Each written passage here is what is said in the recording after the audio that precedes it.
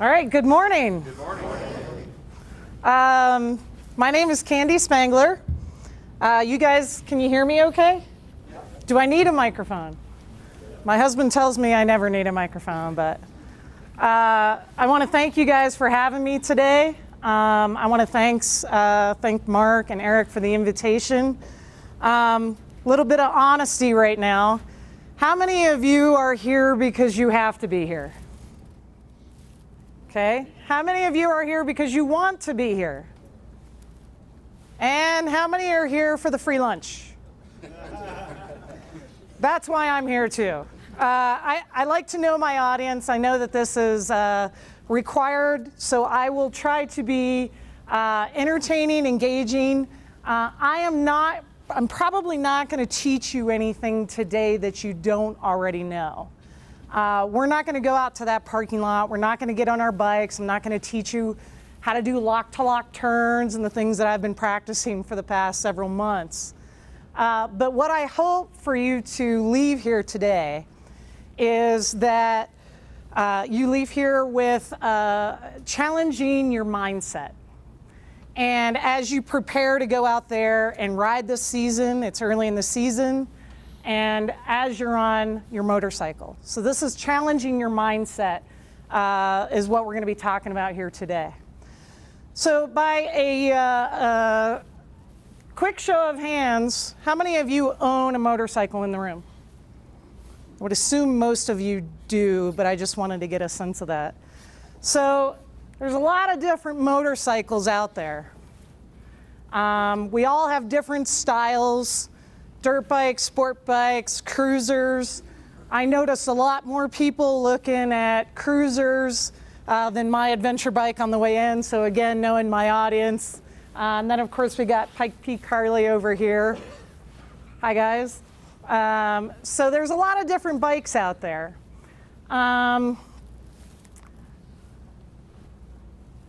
So let me just back up real quick here. Sorry. So quick question. How many of you have been riding, by a show of hands, for at least 2 years? Okay. How many of you have been riding for at least 5 years? 10? How about 20? Anybody with 20? Nice. So the reason I ask that question is, who is more proficient? Is it going to be the young people that have been only, riding for about 2 years? Or is it somebody that's been riding 20 plus years? Anybody venture a guess here? It depends. I always answer questions like that with it depends, right? Depends on what? How much they ride? Who rides more defensively? Okay, who rides more defensively? Who rides more? Training. Those are good. So let's come back to that. We're going to talk about that. So I'm going to give you a little bit of background on me. I'm not going to spend a lot of time. I know you're not here to learn about me. But I will give you a little background because I think that helps pave the way for my motorcycling career and kind of the different mindsets that I've had over the years. So I'm the youngest of 5 kids. I'm the cute little one there in the middle. We grew up in eastern Ohio on a 100-acre farm. That was my first motorcycle, little XR80. I rode it like I stole it. It was a lot of fun. So I grew up on dirt bikes in this farm on the edge of the Appalachians. I started flying at the age of 15. I was very fortunate to have found somebody that took me up on a training flight. So this runway over here is 1-2 Golf, Columbiana County Airport in eastern Ohio. And I fell in love with aviation and flying so much that I went to Embry-Riddle down in Daytona Beach, Florida. When I was down there, I decided to get myself a sport bike. Got myself a CBR 600 until I ran out of money and had to sell the bike. I flew down there. I got my private pilot license down there. And by the time I finished that, I was definitely broke. So I graduated Embry-Riddle and then went to work in Columbus, Ohio for a company called NetJets Aviation and worked in the business aviation industry ever since. I've been involved with business aviation all my life. Since 99 is when I joined NetJets. It's also where I met my husband. He's an aircraft dispatcher and now an aircraft mechanic as well. We love aviation, and we were not riding motorcycles at the time. Eventually, I started taking aerobatic lessons. Once I started working, getting a little extra fun, I loved aerobatics. There was something about it. So I started in a decathlon, and then have eventually graduated into the pits. I've actually been down here at the aerobatic competition. I think you guys have one coming up here at this airfield here. So, and eventually, my husband and I ended up buying a 182 that we bought in Chicago, and ended up, when we moved out here in 2010, brought it with us. And this is 2010. So this is when we first moved to Colorado. Keep in mind, my husband and I did not ride motorcycles when we met. That was all previous life. So we moved out here. It's beautiful scenery, and I says, we need to get, he said, I'd really like to get a motorcycle. And I looked at him and I said, that's a good idea. I like that idea, but can you ride? And he said, without hesitating, he said, no. And I said, well, there's a problem, because I'm not going to sit on the back of the motorcycle all the time. And if you can't sit on the back of the motorcycle, we need to get two. So shortly thereafter, I ended up buying my Honda Shadow, and he got a VFR Interceptor, and we started riding in Colorado. We have some of the best scenery the country has to offer when we talk about motorcycling. So now I've got three types: dirt bikes, sport bikes, now I'm into cruisers. Has anybody ever seen this documentary? Oh yeah. All right, couple people in this room. This is how all of us adventure riders get into this style of riding. This is Ewan McGregor and Charlie Borman in a documentary that they put together called Long Way Round. If you ever get bored, it's a really entertaining documentary. I'm sure you can find it on Netflix or whatnot. These guys ride around the world on their adventure bikes, and it just looks like the most fun you've ever had. So I went out and bought myself a BMW F700 GS. It was really tall for me. I did not feel comfortable on it at first. But my husband bought a KTM 1190R, and we set out on the dirt roads of Colorado and did camping, 10-day trips. It was a blast. So now I've got 4 different styles of motorcycles that I've kind of put under my belt. I will tell you, this bike, in my opinion, or at least my new one, is the Swiss Army knife of motorcycles. It can do just about everything really well. Curvies, dirt, single track, highway, does it all really well. So this is just a shot of us on one of our trips. About 2015, I went and got my MSF certification. I became an MSF rider coach. Extremely rewarding. I really enjoyed kind of opening up the world of motorcycling to new people. One of the most rewarding things I've ever done. Same year, I started teaching off-road up in Granby, Colorado, and for beginner off-road riders. And then eventually went back to MSF and got my basic bike bonding and ultimate bike bonding certification. Ultimate bike bonding, I teach the police style course. That's what that course is there. So I really enjoy kind of pushing myself, learning more, and trying to impart that knowledge to others. Now, as the chief had mentioned, I'm currently training for what's called the BMW GS Trophy qualifier that's going to happen at the end of May. This was just this past weekend. I went out to California to a training facility, and I described that trophy as, think of the dumbest things you can do with a motorcycle, the dumbest obstacles and skills tests in a field, and that's basically what the trophy is. So I've been training for that, and that's been taking a lot of my time and energy. So in a nutshell, I like airplanes, I like motorcycles. I gotta think that's pretty common amongst all of us, right? All right, so the question is, am I a thrill seeker? Or is the draw to this more about being a master of my machine? It is both. I think it's a little bit of both. I think everybody in this room can that can resonate with everybody.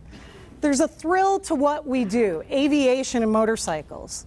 But there's also a real reward in mastering our machines. And that takes a mindset for you guys to want to master your machines, okay? So, adopting a pilot mentality. I really enjoyed putting this presentation together because it's my two favorite things. I don't think I'm ever going to be able to use this presentation ever again. So I'm really excited to share my two passions with you, but quick question for you in the room. How do you know if a fighter jet pilot is in the room?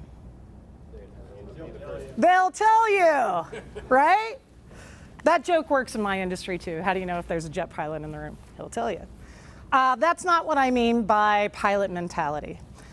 So there are a lot of correlations between flying and riding a motorcycle. So how many of you in here fly? How many of you are pilots or have flown? And certainly, how many of you are involved in some sort of air operations?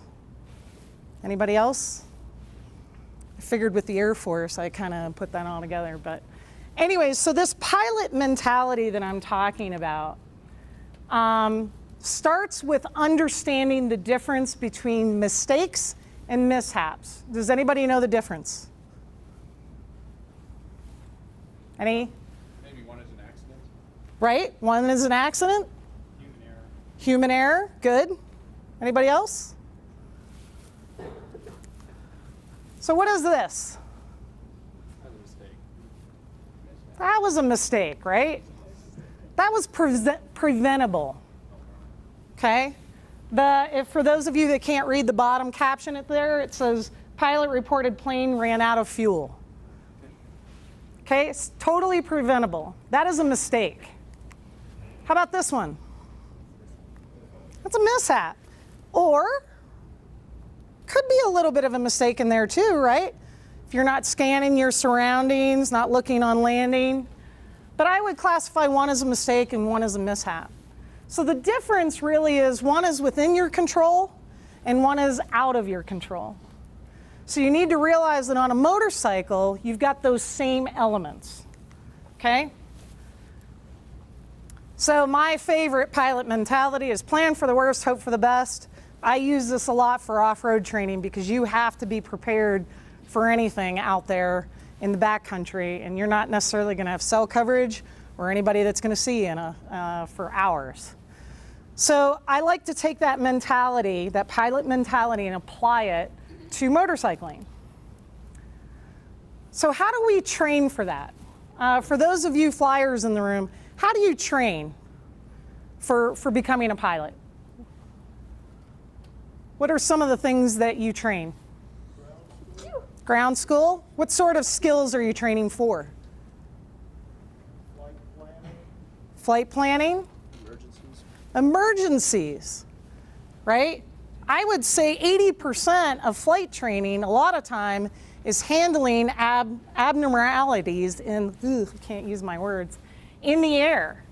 You know, flying is, there certainly takes schooling and skill and knowing the airplane. But it also takes understanding what to do if a situation arises. So that same mentality needs to apply to motorcycling. So how often do we train for that? How often do pilots train? Continuously, all the time, right? That gets you up to that proficiency level. So what happens when a pilot takes a long break from flying? Rusty. Say again? They get rusty. They get rusty? What do you have to do as a pilot? You have to recertify, you have to go do takeoff and then landings.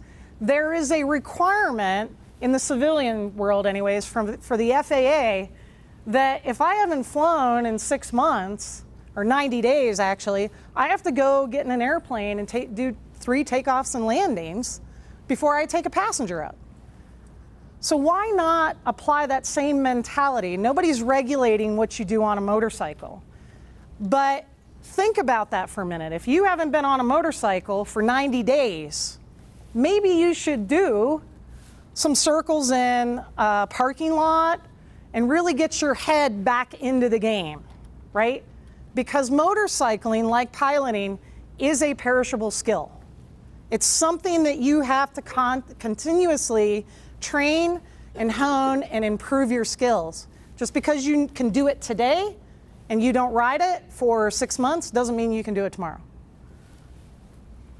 So how do we train for that? For motorcycling, what are some of the things that we can do? Courses. Anybody else? I suggested it just a little bit ago. Just go out and find an empty parking lot. Before you get, first ride of the season, find an empty parking lot, right? How often should we be training? Continuously. It's a mindset. And then if we take a few months off, like winter, we might want to do that a little bit more before we take it out into the real world, right? All right. So what's the difference and how do we train for that? Again, I'm trying to draw on that flying correlation with motorcycling. With motorcycling, just like flying, motorcycling is a skill of the eyes and mind just as much as it is of the hands and feet. Most people think about hands and feet with motorcycling, and they forget about the mind piece. And that's really what we're talking about today. I'm not out there showing you turns, right? We're talking about a mindset.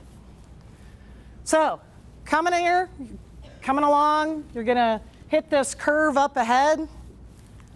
Oh look, you're riding around the curve and a deer pops out. Is this more a skill of the hands and feet or the eyes and mind? Is it?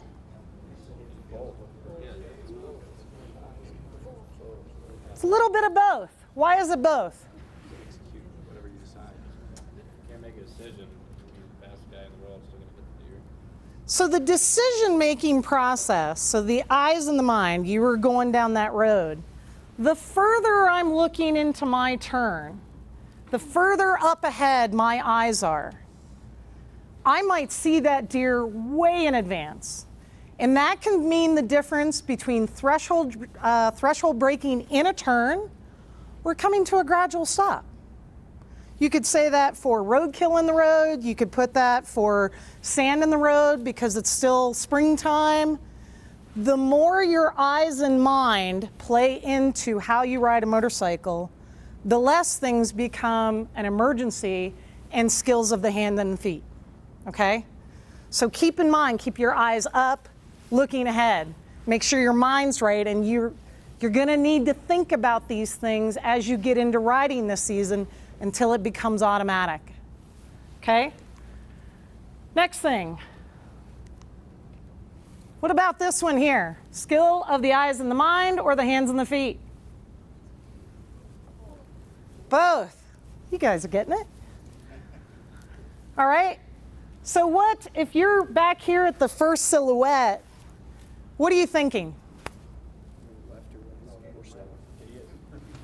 Could be an idiot. If he hasn't pulled out yet, if he's sitting there, I might want to be anticipating him pulling out in front of me, right? So that's the eyes and the mind, looking far ahead. I see that car sitting there. It looks like he's looking right at me.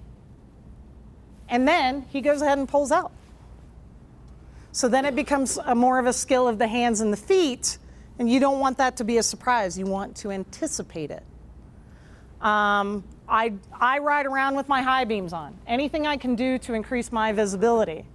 This is up here. That's not here. How can I make myself more visible? Maybe I should slow down. Maybe I should see what my exit strategy is if he does pull out. So this is the eyes and mind piece. All right, I like to come back to aviation because I like airplanes and I like motorcycles. All right, So here, we're on final approach. Everything looks wonderful. And then, oh, they make the big airliner taxi right in front of me.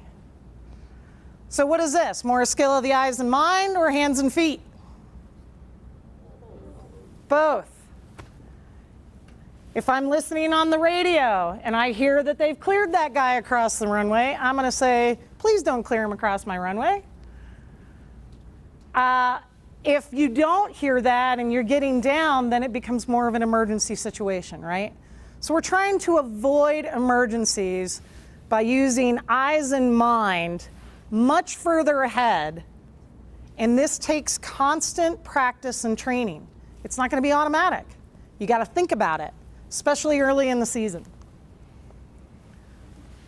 This is all about training, folks.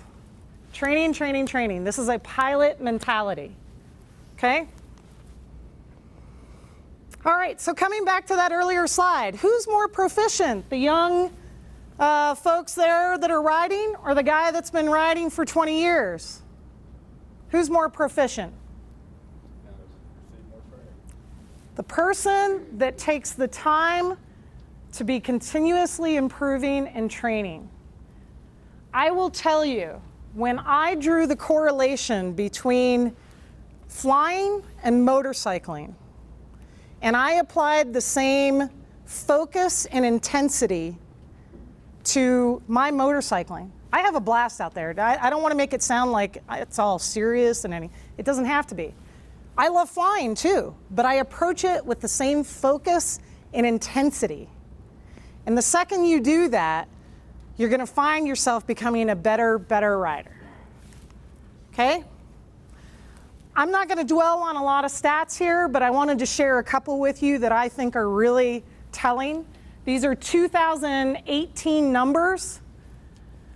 I think it's really interesting for you to know that almost 40% of motorcycle crashes are a single vehicle crash. It's not the other guys that you necessarily need to worry about. It's yourself. It's riding within your own skill level. It's riding with your head and eyes up, knowing that if you enter a turn and you can't see around it, it might be a decreasing radius turn. 40% is up to you. It's not some other guy that you can blame it on.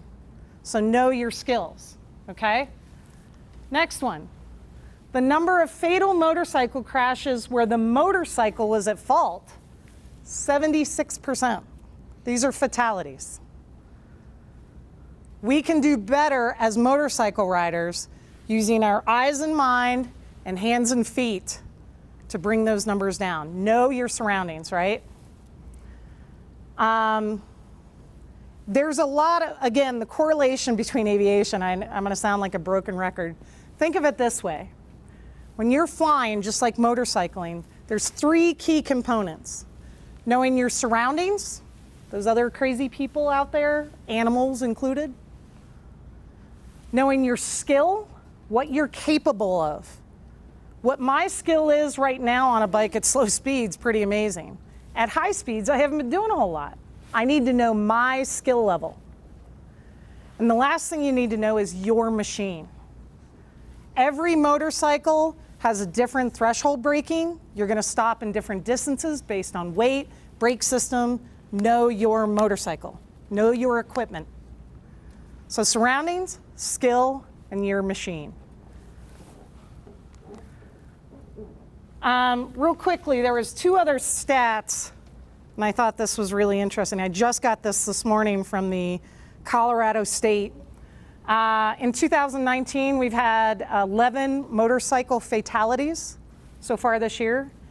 10 of those were not wearing a helmet. I've brought this helmet here because I think it's really telling. And I know that there's a lot of those skids that people wear. I'm not a fan of those. This tells the story. I'd love for you guys to pass this around, just take a look at it. Most of the injuries to a helmet or to your head are actually going to be right here. If you don't need your jaw, you know, just pass that around. So the other thing that I thought was telling is that 60% of all motorcycle crashes involve the motorcyclist having alcohol or drugs in their system as well. And we'll talk about that a little bit. So real quickly here, I'm just going to go through a couple of pictures. So any idea what might have happened here? I know it's a very limited photo, but what do you think maybe happened here? Sorry, what'd you say? Intersection, yeah. What do you think happened? Locked up brakes, panic brake. Panic brake, what else? Hit from behind, that's a good one. So my question then, is this a skill of the eyes and mind, or do you think this is a skill of the hands and feet? Probably more a skill of the eyes and mind, right? If you're sitting in the situation where he was hit from behind, if he was sitting at an intersection and just looking ahead, having a good old time, not paying attention to behind him, this is one of the reasons you should always stay in first gear at a stop or a stoplight. Check your surroundings, be aware of your surroundings, and be ready to get out of Dodge if you need to, right?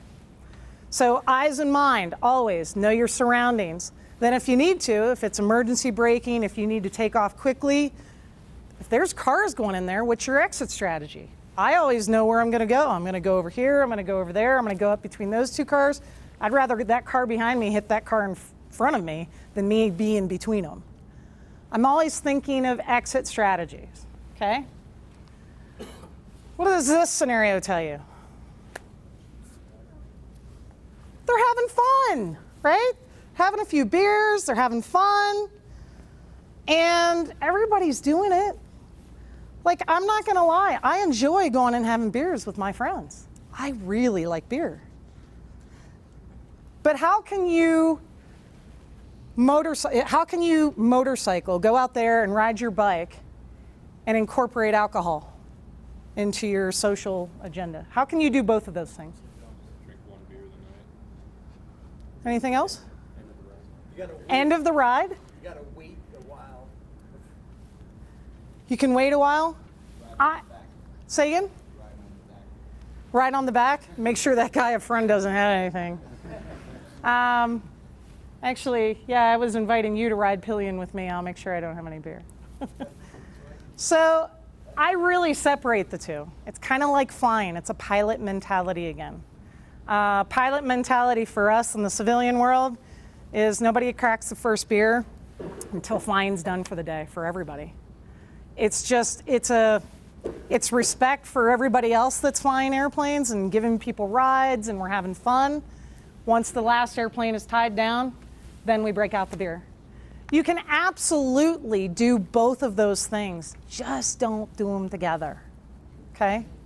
I don't want to take the fun out of it. We all like beer.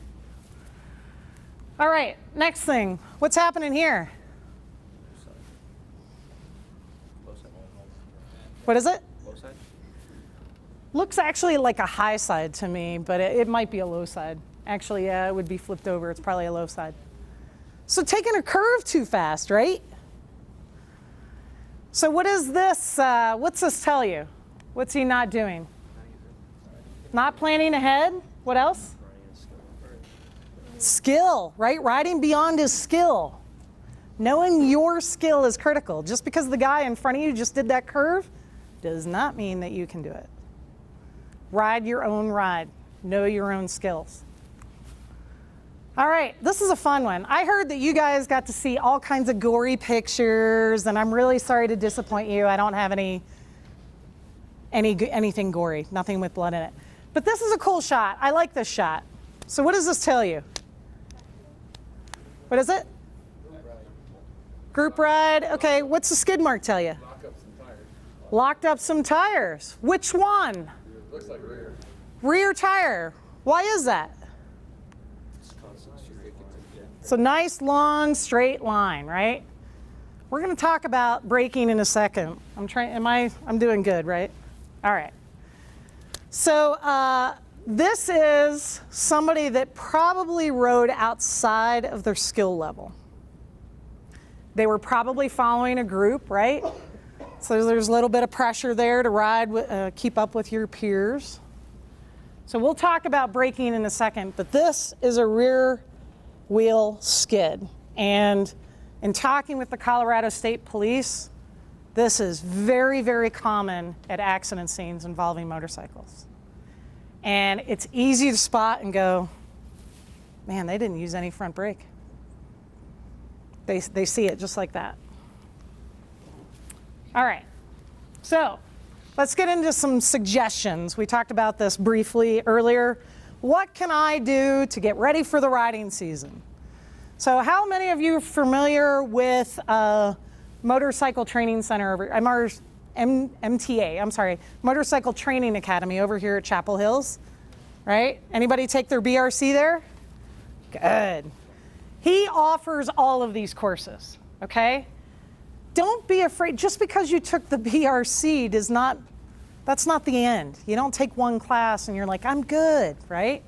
There's a lot of different classes there that will challenge you. Basic bike bonding, ultimate bike bonding, again, that police style course. You know, really try to push your skill level. These are fun courses. Another thing you can do is go find a parking lot. Try your tight turns. But one thing that I would definitely encourage you to do, because this is different on every motorcycle, your bikes are going to react differently, the braking systems are different, is go do some braking exercises in a safe environment. Start with some gradual braking, then some gradual braking in a turn. Let's say you're coming around the bend and there's that deer. Let's not make it an emergency. We come to a nice smooth stop. And then get into threshold braking. Anybody know what threshold braking is? Just before the tires lock down? Just before the tire, it's that maximum braking right before you get a skid, right? And that is both brakes, right? All right. So braking exercises are fun to me because inherently you are going to skid something to figure out what those pressures are. So where do you get most of your braking power? Front. I love hearing that. All right, so what happens when you start hitting the brakes? Where's your weight go? All shifts forward. What happens if you're carrying a passenger? Still pushes forward, but for those of you that have passengers on the back, it's important for you to realize that you actually need to use more rear brake than if you were riding alone. I'm not saying put your wife or boyfriend on the back of a bike and do threshold braking exercises, unless you don't want them to go with you ever again. But it's important for you to realize how your bike reacts under certain situations. I load my bike up often with probably 100 pounds of gear. I've got soft bags, I got the box on the back.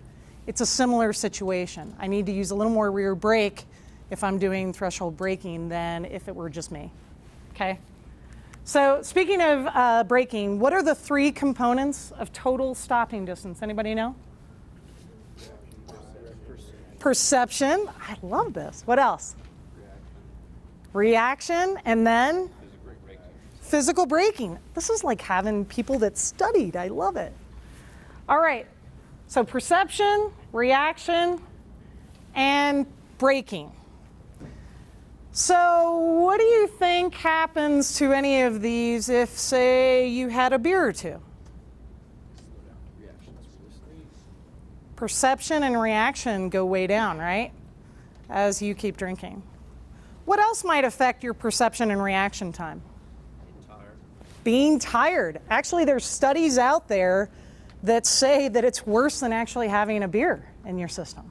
If you're very tired, your perception and reaction are worse. Anything else? Stress, excellent.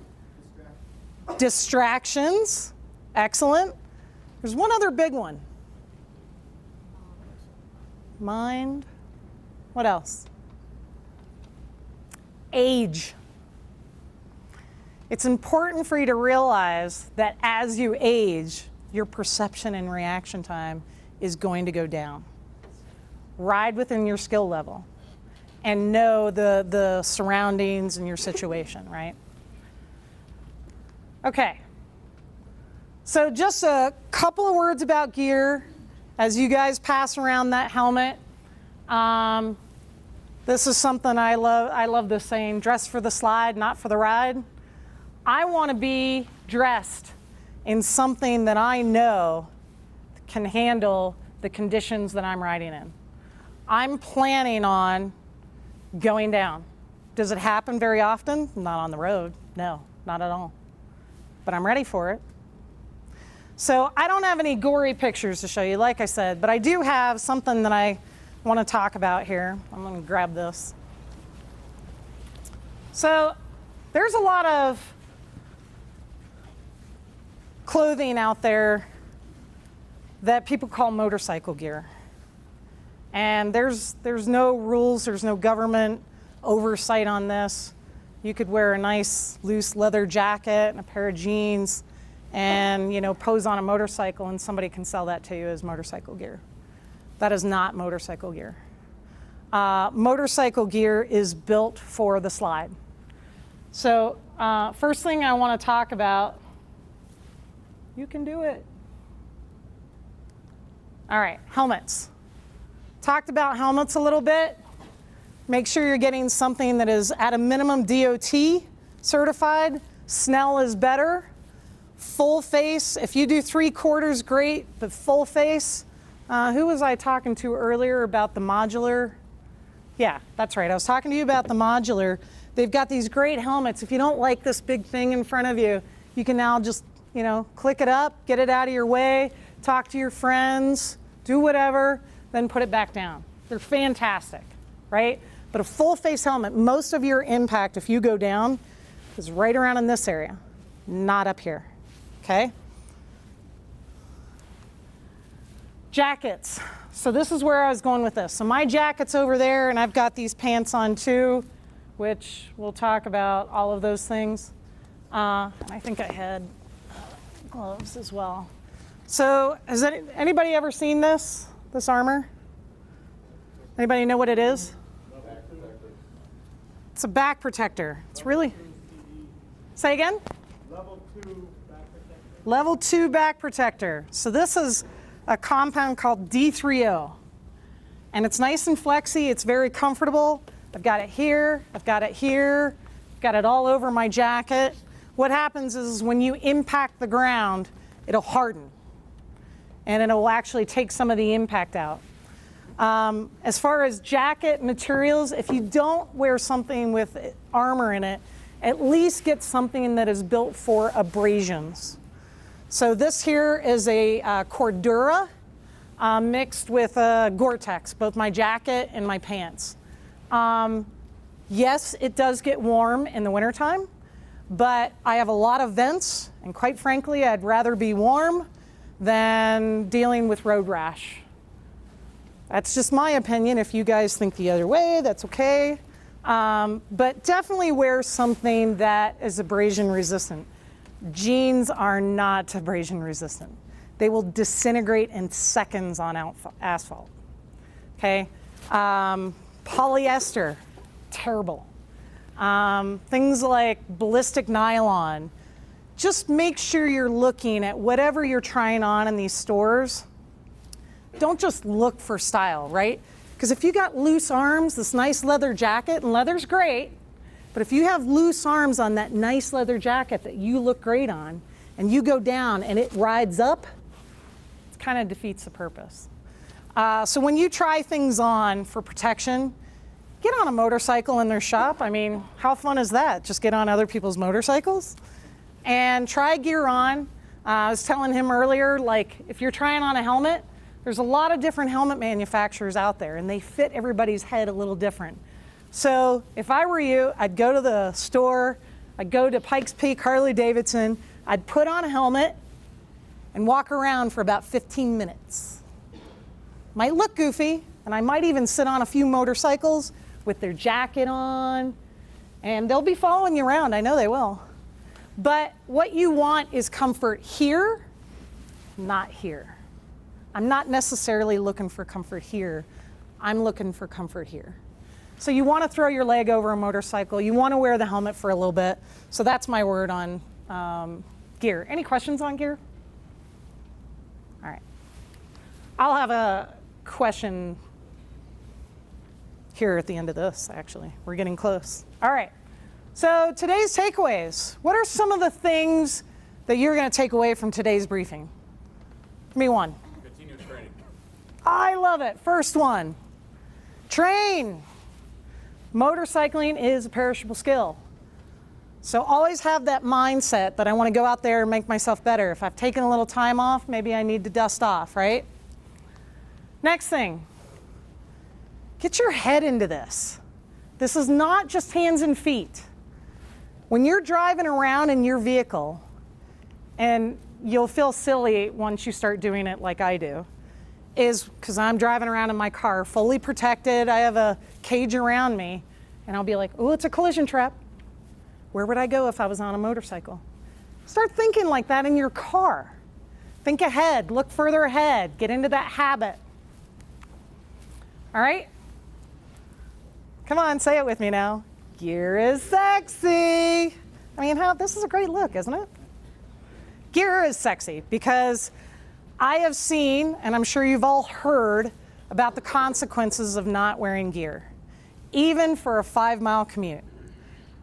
We've seen the statistics, that's when most accidents happen, but I'm telling you, that stuff shreds away quickly, and just even a pop on your knee without armor, man, that could disable you for a good 6 months. And then adopt a pilot mentality, even if you're not a pilot, right? You guys are around it enough to know that it's about being focused and being passionate about becoming a better motorcycle rider. Be good at this. Anyone can twist the throttle and go fast. That does not impress me. I don't know, it might impress the person on the bike. I love the feel of the torque. I love to feel the bike get up and go, right? But I will tell you what impresses me is somebody that has command over their motorcycle and can put it wherever they want. If I want to do a U-turn in this box right here, I can do it. That's the stuff that impresses me. So go out there into your parking lot, find a couple lines, and get good at tight turn maneuvering, threshold braking. Be really good on your machine. And then at the end of the day, don't forget to have fun. This is fun, right? I am actually having a sticker made right now because I'm in this intense training and I'm a little crazy about it to get ready for the trophy. And I know when I get serious about it. And my friend, Louise, God bless her, she comes up to me and she goes, "This is fun." And that's exactly what I need to hear, right? This is fun. But we need to take a mentality about training and safety, your surroundings, your skill, and knowing your machine.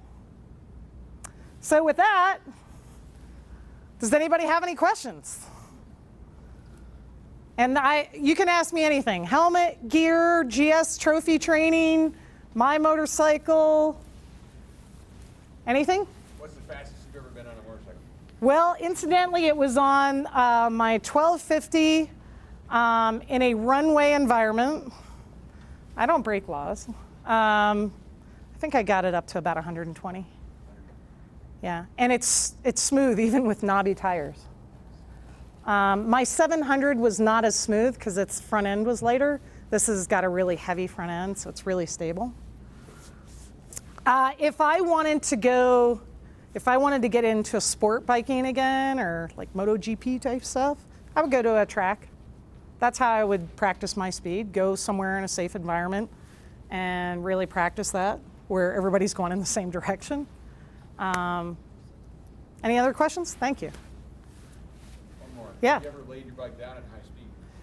Not at high speed. The fastest I was going is about 35 miles an hour on a 2-track dirt road, and I got cross-rutted. And I tried to get out of it, and my front wheel washed, and I had that jacket on, actually, and I augured in pretty good, and man, was I glad I had that armor. That was dirt, and I still felt that for several days. Anybody else? Back here. What was the longest Longest trip in one day was 530 miles with all my camping gear. Last year in September, I did a route called the Utah Backcountry Discovery Route. We took 8 days through from south to north through Utah, and I had Sunday to get home before I had to go to work on Monday. And so I started out, it wasn't far from Salt Lake City, and had to ride all the way. It was, I remember it well. The temperatures got down to 38 degrees at one point, and it was drizzling. And then as a bonus, I got a really nice crosswind. And I don't have heated gear. You can buy heated gear. I don't have heated gear. I have heated grips. And I just sat there and so the insides of my hands were really smoking hot, and the outsides were just so cold and freezing. I felt like my hands were going to shatter. So, any other questions? We good? Thank you guys very much for having me.